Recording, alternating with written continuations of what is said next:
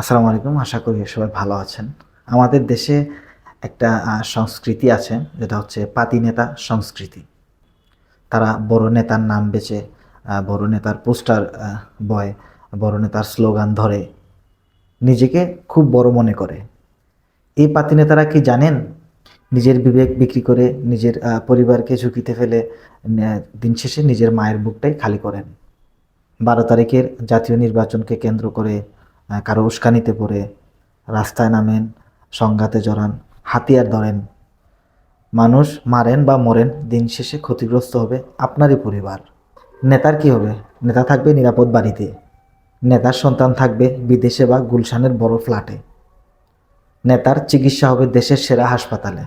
আপনার আপনার লাশ যাবে কাঁধে, আপনার মা যাবে কবরস্থানে কান্না করতে, আপনার সন্তান বড় হবে শহীদের সন্তানের নামে, কিন্তু বাবাহীন। এই বাস্তবতা কি কেউ আপনাকে বলে? যে নেতা এসে বলে, ভাই রাস্তায় নামেন, আপনার কিচ্ছু হলে আমরা দেখব, সেই নেতা কি আপনার সন্তানের পড়াশোনার দায়িত্ব নেবে? সে কি আপনার মায়ের চিকিৎসার খরচ বহন করবে? সে কি আপনার স্ত্রীর নিরাপত্তা নিশ্চিত করবে? না, কখনো না।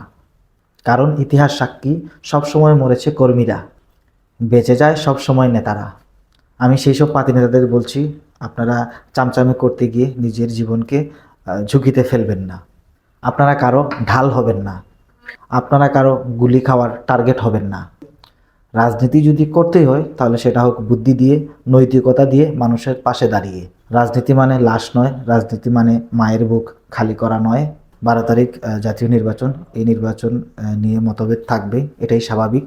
কিন্তু মতভেদ মানে শত্রুতা নয়, ভোট দিয়েই সিদ্ধান্ত হবে। আমি আমার শুভাকাঙ্ক্ষী ভাই ব্রাদার সহ সকলকে বলছি, আপনি যাকে সমর্থন করতে চান করুন, কিন্তু মানুষ মারার অধিকার আপনার নেই। একটা কথা মনে রাখবেন, আপনি মারা গেলে নেতার পোস্টার নামবে না, নেতার মিছিল থামবে না, নেতা ক্ষমতায় যাওয়ার লড়াই বন্ধ হবে না, কিন্তু আপনার মায়ের হাসি চিরদিনের জন্য বন্ধ হয়ে যাবে। এই দেশে যেন আর একটি মায়েরও বুক খালি না হয়। এই দেশে রাজনীতি হোক জীবনের পক্ষে, মৃত্যুর বিপক্ষে। ১২ তারিখ বুট হোক উৎসবের, বুট হোক শান্তির, বুট হোক বিবেকের। নিজের জীবন বাঁচান, পরিবারের জীবন বাঁচান, আর নেতাদের হাতিয়ার হওয়া বন্ধ করুন। সবাই ভালো থাকবেন, সুস্থ থাকবেন। আসসালামু আলাইকুম।